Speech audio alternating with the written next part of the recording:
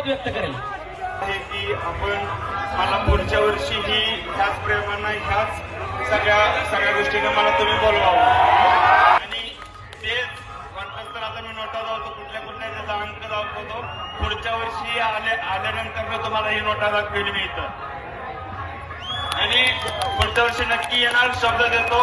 आणि